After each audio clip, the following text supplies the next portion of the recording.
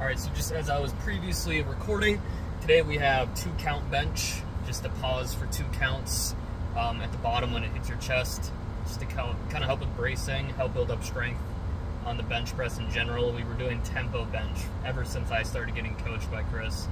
So I'm excited to see how the 2 count pause will increase my bench and make things feel. So far it's felt pretty good, activation, learning the leg drive better during it. Like I said in the previous recording that I just did, we just arrived in Austin. We go to Ironforge gym. Obviously not the best for powerlifting. We have several other powerlifting gyms that we want to get to here in Austin. But yeah, I think visiting Ironforge would just be fun. That's why I figured it'd be best to do that on a day where I'm not doing like squat or deadlift. Like with bench, I feel more comfortable doing that in like a commercially type gym like this one is, like not exactly powerlifting friendly. I feel better doing bench in a place like that. That's why I chose today to go there and do that. Hopefully I don't end up on any streams or anything, because yeah, that'd be a little awkward. But yeah, there's not much else to say. Pretty rudimentary day. Gonna hit that 2 count pause, do some shoulder accessories, that kind of stuff. Thursdays are relatively not that exciting. But yeah, let's get into it.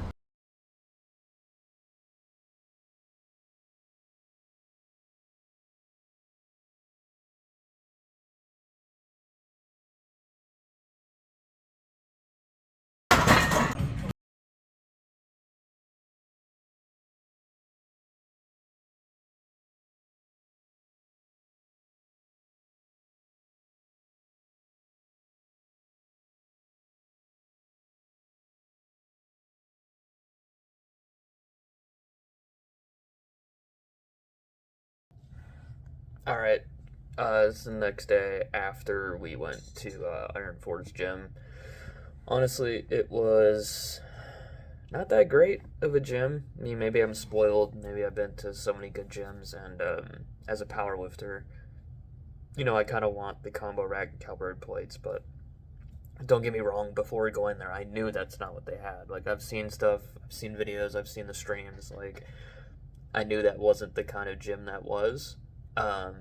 For a bodybuilding gym, it was pretty good. Like, they had, they upgraded a lot of their stuff. Like, they had a lot of Pinata equipment, which is the best bodybuilding equipment that you could get, I'd argue. So they had a lot of good stuff there. It was organized pretty well. The squat racks were good. They had mirrors in front of all of them, but I mean, you'll get that at like every commercial gym you go to. They probably had like 4 to 5 of them, maybe more than that. As for benches, pretty bad. It was just like 2 small, cheap benches. They had TSS bars though, so that was pretty nice. Like the barbells that they had, they're really good. They definitely need to do something about the benches though. Either get more or honestly get better. I mean, those benches were so skinny, I was practically like falling off.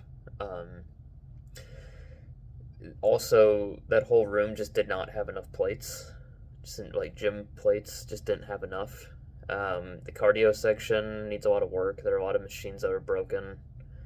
The waiting areas were pretty cool. Overall, it was a nice facility. The bathrooms are really nice. The dumbbell section was good. They had mirrors everywhere. The cable racks were really good. I was pretty impressed with that. The MMA section obviously is great. I don't do MMA, so it's not my thing, but I could tell that it was pretty good. As for the dumbbell section, they definitely need better like incline benches for accessory work in there, because a lot of them are pretty old and not that good. They definitely need to upgrade, get some better stuff in there. Other than that, like that section of the gym was pretty good. They also need to get, well, I guess you could deadlift in those squat rack areas, so I guess that works.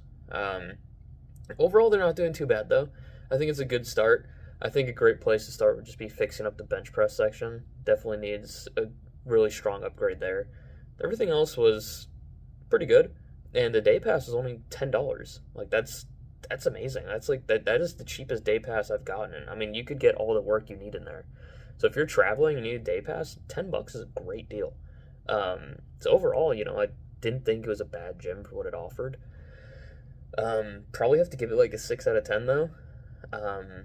Compared to I mean, with Alpha Land, you obviously have to give it a 10 out of 10. It has everything you need Obviously, the vibe is not my vibe at Alpha Land, but I can't just rate off of a vibe. I'm rating on the actual gym. And Alpha Land does everything. You can't say it's not a 10 out of 10 gym. I mean, it is.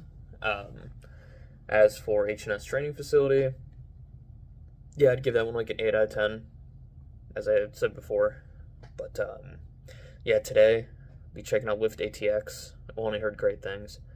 But for the workout yesterday, did 2 count bench, did 255 pounds for the 1x1, and then a 4x4 220. 255 felt good. I couldn't really get into a comfortable position because I'm trying to work on cueing towards pressing towards my face more instead of just bench pressing in a straight line. That's where you get stuck a lot when you're coming off your chest, and you get stuck right here because then you just have to muscle it up.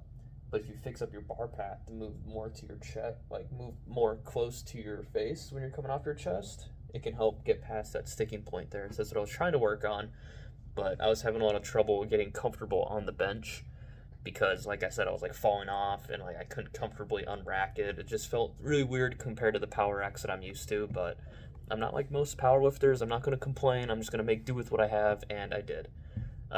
Overall, I felt strong on the day. Everything felt good. I'm liking the 2 count bench. Liking it a little more than tempo so far. I think it'll help me pretty good. And yeah, I'm excited to go check out Lift ATX. So yeah, let's go check it out.